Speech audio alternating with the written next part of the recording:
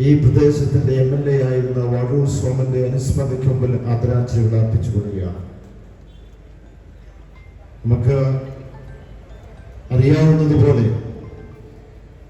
കഴിഞ്ഞ 3 ദിവസം മുമ്പ് പത്തനംതിട്ട ജില്ലയിൽ ആറന്മുള നിയമസഭാ മണ്ഡലത്തിൽ പത്തനംതിട്ട മുനിസിപ്പാലിറ്റിയിൽ നിന്ന് ഏറ്റവും ബഹുമാനായ സഖാവ് പിണറായി വിജയൻ ഉദ്ഘാടനം ചെയ്ത മധ്യമേഖലാ ജാഥ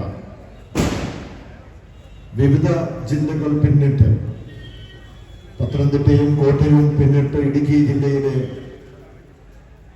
വണ്ടിപ്പെരിയാറിലെത്തിയിരിക്കുകയാണ്. ഈ വൈകിയ വേളയിലും ആവേശകരമായ ഒരു പ്രതികരണവും സ്വീകരണവുമാണ് ഇടതുപക്ഷ ജനാധിപത്യ മുന്നണിയുടെ ഈ മധ്യമേഖല ടീമിനും ഞങ്ങളുടെ നേതാക്കന്മാർക്കും ലഭിച്ചിരിക്കുന്നത്. ഇവിടെ നമുക്ക് കാണാൻ ആയിരങ്ങൾ ഇന്ന് ഈ പന്തലിൽ നിന്ന് പുറത്തു നിൽക്കുകയാണ്. ഇവിടെ ഈ യോഗം ഈ സദസ്സിലേക്ക് നോക്കുമ്പോൾ വളരെ വ്യക്തമാണ്. ഈ സമ്മേളനം അതിഗംഭീരമായിരിക്കുന്നു, അതിഉജ്ജ്വലമായിരിക്കുന്നു. ഇവിടെ വന്നിരിക്കുന്ന മുഴുവൻ സഖാക്കളെയും കർഷകരെയും തൊഴിലാളികളെയും ഞാൻ ഹൃദയം കൊണ്ട് അഭിവാദ്യം ചെയ്യുകയാണ്. ഇന്നേ ദിവസം ഞങ്ങൾ വരുന്ന രാവിലെ പാലായിൽ നിന്ന് നിയമസഭാ മണ്ഡലത്തിലെ യോഗം രാവിലെ 10 മണിക്ക് തുടങ്ങി. ഉച്ചയ്ക്ക് മുമ്പ് കൃത്യം 1 മണിക്ക് കാഞ്ഞിരപ്പള്ളി നിയമസഭാ മണ്ഡലത്തിലെ കഴിഞ്ഞ് അതിനുശേഷം 4 മണിക്ക്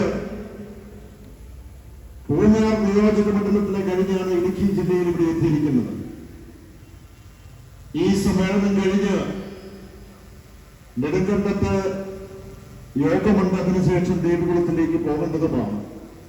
എന്റെ മുമ്പ് തന്നെ ഞങ്ങളുടെ ജാഥാ ടീമുകൾ പലരും നെടുങ്കണ്ടത്തിലേക്ക് പോയി കഴിഞ്ഞു. നമുക്കറിയാവുന്നതുപോലെ സമയം വൈകിയിരിക്കുകയാണ്.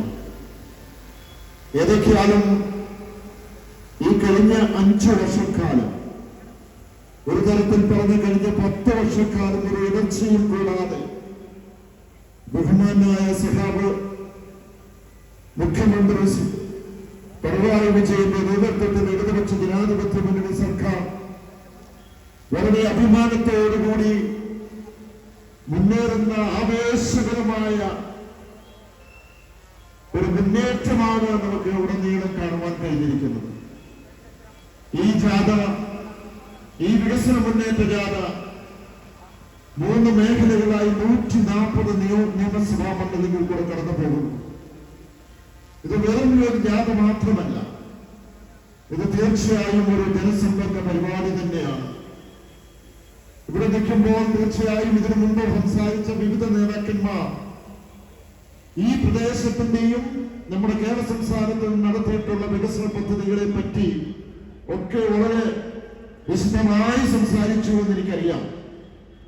അത് നമ്മുടെ ഗ്രാമീണ റോഡ് മുതൽ മലയോര ഹൈവേ വരെ, ദേശീയപാത വരെ, ഗ്രാമീണ നമ്മുടെ സ്കൂളുകൾ വരെ, പ്രൈമറി സ്കൂൾ മുതൽ നമ്മുടെ വാട്ടർ മെട്രോ മുതൽ വിഴിഞ്ഞം തുറമുഖം വരെ, അതോടൊപ്പം തന്നെ അംഗൻവാടി മുതൽ മാനേജ്മെന്റ് സ്ഥാപനങ്ങൾ വരെ, ബസ് ടെർമിനൽ മുതൽ എയർപോർട്ടുകൾ വരെ, ഇങ്ങനെ നിരവധി പദ്ധതികൾ ഇന്ന് കേരള സമൂഹത്തിൽ നടപ്പിലാക്കുവാൻ കഴിയും.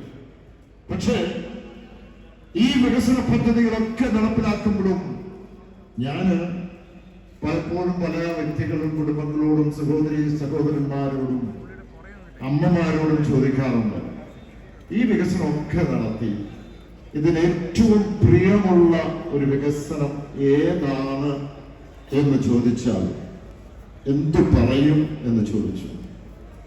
അപ്പോൾ ഒരേ ഒരു ഉത്തരമാണ് പ്രധാനമായി പറഞ്ഞത്.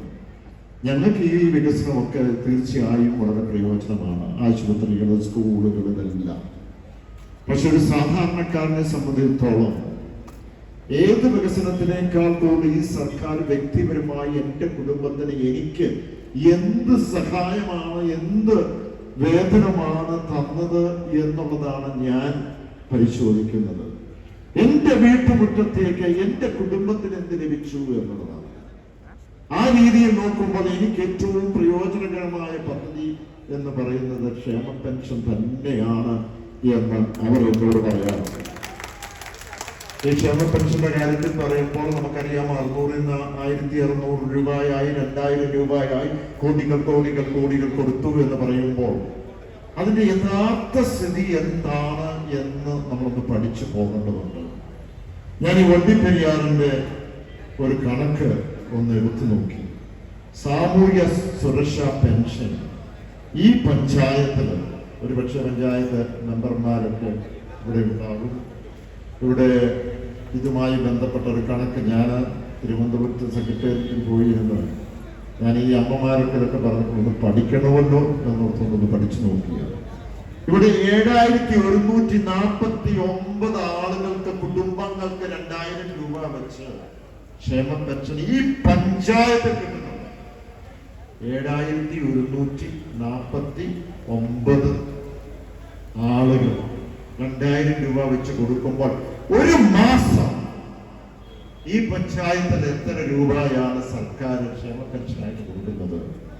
അതെടുത്ത് കണക്ക് നോക്കിയാൽ ഇതിന്റെ 30 നിങ്ങൾക്ക് മൊബൈൽ ഉണ്ടെങ്കിൽ എടുത്ത് നോക്കിയാൽ 1,43,00,000 രൂപ ഇവിടെയുള്ളവർക്ക് കൊടുക്കുകയാണ്. ഞാൻ ഈ പഞ്ചായത്തിനെ മാത്രമാണ് പറയുന്നത്. അങ്ങനെയാണെങ്കിൽ ഒരു വർഷം എത്രയാണ് കൊടുക്കുന്നത്? ഒരു വർഷം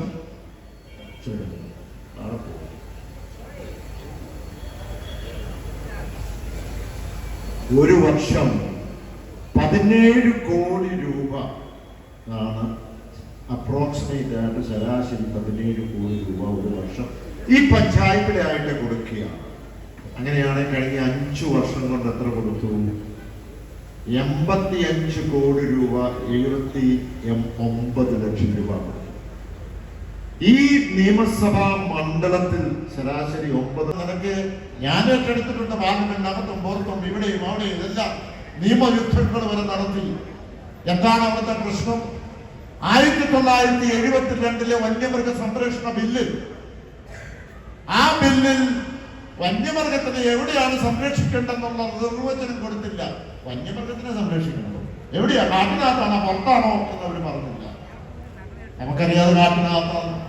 പക്ഷെ പുറത്തു വരുമ്പോഴും ആ നിയമം ബാധകമായതുകൊണ്ട് കാട്ടുമൃഗത്തിനെ സംരക്ഷിക്കണം, ജനത്തിനെ സംരക്ഷിക്കാൻ കഴിയില്ല. ഇന്ന് BNS എന്ന് പറയുന്ന IPC അതിനെ ഇന്ന് ഒന്ന് മോഡിഫൈ ചെയ്ത്, കേന്ദ്രം മോഡിഫൈ ചെയ്താണ് BNS എന്ന് പറയുന്നത്. ആ നിയമത്തിൽ പോലും നമുക്കറിയാം സ്വയം രക്ഷയ്ക്ക് വേണ്ടി ഒരു കള്ളം കയറുമെന്ന് നമുക്ക് സ്വയം രക്ഷയ്ക്ക് വേണ്ടി അവരെ കൊലപ്പെടുത്താം. നമുക്ക് നിയമത്തിന്റെ രൂപമായ രക്ഷയുണ്ട്. പക്ഷെ വന്യമൃഗം പുറത്തേക്ക് വന്ന് നമ്മളെ കൊല്ലാൻ ശ്രമിച്ച ആ വന്യമൃഗത്തിനെ കൊണ്ടാൽ നമ്മള് ജയിലിൽ പോവുകയാണ്. വന്യമൃഗ സംരക്ഷണ ബില്ലിൽ തന്നെ സെക്ഷൻ 11(2) പറഞ്ഞിട്ടുണ്ട്, അക്രമകാരികളായ വന്യമൃഗം പുറത്തേക്ക് വന്നാൽ സ്വയം രക്ഷയ്ക്ക് വേണ്ടി കൊലപ്പെടുത്താം. പിന്നെ എന്നാ പ്രശ്നം? പക്ഷേ കേന്ദ്രത്തിന്റെ ഈ നിയമത്തിൽ അതിന്റെ നിർവചനം തെറ്റായതുകൊണ്ട് നമുക്കറിയാം ഒന്നും ചെയ്യാൻ പറ്റാത്ത സാഹചര്യം. ഞങ്ങൾ മന്ത്രിയെ കണ്ടു, ഞങ്ങൾ അവിടെ ധർണ നടത്തി, MLA-മാര് വന്നു, മന്ത്രിയുമായിട്ട് 1.25 മണിക്കൂർ ഇരുന്ന് ഞാൻ സംസാരിച്ചു. അവിടെ ഞാൻ പറഞ്ഞു, അവിടുത്തെ ഈ നിയമത്തിൽ തന്നെ സെക്ഷൻ 63 പ്രകാരം കേന്ദ്രം ഒരു ഡയറക്ഷൻ ഇവിടെ കൊടുത്താൽ മതി, ഈ ഒരു പ്രശ്നം ഉണ്ടാവില്ല. ആ നിയമത്തിൽ അങ്ങനെയുണ്ട്. പക്ഷെ മന്ത്രിയെ കണ്ട് പറഞ്ഞു, ശരിയാണ് നിങ്ങൾ പറയുന്നത്, ഇത് ഒത്തിരി പറയാനുള്ള സമയമില്ലാത്തതുകൊണ്ട് ഞാൻ അതിലേക്ക് കടക്കുന്നില്ല, ഞാൻ ഡയറക്ഷൻ കൊടുക്കില്ല. പക്ഷെ മന്ത്രി പറഞ്ഞു, കേന്ദ്ര വനംവകുപ്പ് മന്ത്രി ഞാൻ ഇവിടെ വരാം, ഒന്ന് വയനാട്ടിൽ വരാം, 2 കോട്ടയത്ത് വരാം, ഈ 2 സ്ഥലത്ത് വന്ന ജനപ്രതികളെ MP-യെയും SP-യെയും ഒക്കെ വിളിച്ചു വരുത്തി ഞാൻ ഡയറക്ഷൻ കൊടുക്കാമെന്ന് പറഞ്ഞു. പക്ഷെ അദ്ദേഹം വന്നില്ല, കാരണം രാഷ്ട്രീയമാണ്.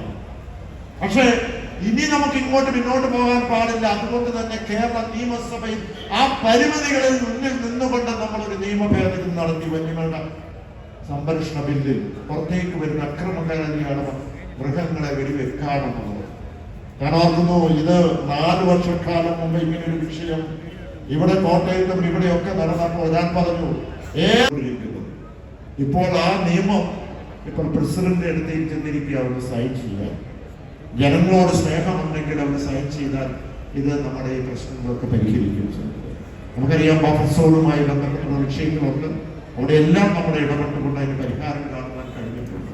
ഞാൻ ചുരുക്കുന്നു സ്നേഹത്തെ. നമ്മളെ സംബന്ധിച്ചോളം നമ്മളൊരു തെരഞ്ഞെടുപ്പിന്റെ വക്കിലേക്ക് പോവുകയാണ്. കഴിഞ്ഞ 10 വർഷക്കാലമായി നമ്മൾ കാണുന്നുള്ള വികസന പദ്ധതികൾ, ക്ഷേമ പദ്ധതികൾ എത്രയോ ഇന്ന് കാണുന്ന ജനതയ്ക്ക് വേണ്ടി മാത്രമല്ല, ജനിക്കാൻ പോകുന്ന ആ ജനതയ്ക്ക് വേണ്ടി, കുഞ്ഞിന് വേണ്ടി, തലമുറയ്ക്ക് വേണ്ടിയാണ് ഭൗതിക ആവശ്യങ്ങൾ, സൗകര്യങ്ങൾ ഒരുക്കുക എന്നുള്ളതാണ് ഇന്ന് ഈ സർക്കാർ ചെയ്തിരിക്കുന്നത്. പക്ഷേ നമ്മൾ കാണുന്നത് BJPയും UDFും കോൺഗ്രസും എങ്ങനെയാണോ ഈ വികസനം തകർക്കുവാൻ, അതിനെ ഇല്ലായ്മ ചെയ്യുവാൻ അതിനുള്ള മുഴുവൻ തീസിസും പഠിച്ചുകൊണ്ടിരിക്കുകയാണ്. അല്ലെങ്കിൽ നമ്മൾ ഇത്രയും വികസനം നടത്തുമ്പോൾ, നമ്മൾ കേന്ദ്രത്തിന് എതിരെ പോരാട്ടം നടക്കുമ്പോൾ ഒന്ന് സഹായിക്കാൻ പാർലമെന്റിൽ ഒന്ന് കൈപൊക്കേണ്ടത് അതവർ ചെയ്യില്ല. അപ്പോൾ നമുക്കത് കൃത്യമായി അറിയാം. പക്ഷേ ഈ വികസന മുന്നേറ്റ ജാഥ കാസർഗോഡ് നിന്നും തിരുവനന്തപുരത്തു നിന്നുമൊക്കെ, അതുപോലെ തന്നെ പത്തനംതിട്ടയിൽ സ്റ്റാർട്ട് ചെയ്യുമ്പോൾ നമുക്ക് ഒരു കാര്യം വളരെ വ്യക്തമാണ്. അത് മറ്റൊന്നുമല്ല, ഈ ജാതിയിൽ കാണുന്ന പ്രതികരണം, ഈ ജാതിയിൽ കാണുന്ന ആ ജനങ്ങളുടെ സാന്നിധ്യം ഒരു കാര്യം പ്രഖ്യാപിക്കുന്നു: ഇത് തുടർഭരണത്തിന്റെയും 3ാം ഇടതുപക്ഷ സർക്കാരിന്റെ മുന്നേറ്റമാണ് എന്ന് മാത്രം പറയുന്നുണ്ട്. ഇനി നമുക്ക് ഈ തെരഞ്ഞെടുപ്പിൽ നമുക്കിവിടെ ഇരിക്കുന്നവർ ഓരോരുത്തരും ഓരോ കാര്യം ചെയ്യേണ്ടതുണ്ട്. എന്താണ്? നമ്മൾ മറ്റുള്ളവരോട് സംസാരിക്കണം. എന്തുകൊണ്ടാണ് സംസാരിക്കണമെന്ന് പറയുന്നത്? നമ്മൾ പറയാതെ അയ്യോ വലിയൊരു ട്രെൻഡാണ്, ഇടതുപക്ഷത്തിന്റെ ഒരു ട്രെൻഡാണ് എന്നൊക്കെ പറയുന്നത്. എങ്ങനെയാ ട്രെൻഡും ഓളവും വരുന്നത്? നിങ്ങൾ സംസാരിക്കുമ്പോഴാണ്. ആ സംസാരം പറയാൻ പാടില്ല. നേരിട്ട് എല്ലാവരുമായി സംസാരിച്ച്, ഇടതുപക്ഷത്തിന് വേണ്ടി സംസാരിച്ച് നമുക്ക് മുന്നേറാൻ കഴിയട്ടെ എന്ന് മാത്രം പറഞ്ഞുകൊണ്ട് ഇവിടെ വന്നിരിക്കുന്ന മുഴുവൻ സഖാക്കളെയും, ഇടതുപക്ഷ ജനാധിപത്യ മുന്നണി പ്രവർത്തകരെയും എല്ലാവരെയും ക്യാപ്റ്റൻ എന്ന നിലയ്ക്കും ഇവിടെ വന്നിരിക്കുന്ന ഞങ്ങൾ ടീം അംഗങ്ങളുടെ പേരിലും എല്ലാ അഭിവാദ്യങ്ങളും അർപ്പിച്ചുകൊണ്ട് എന്റെ വാക്കുകൾ നിർത്തുന്നു.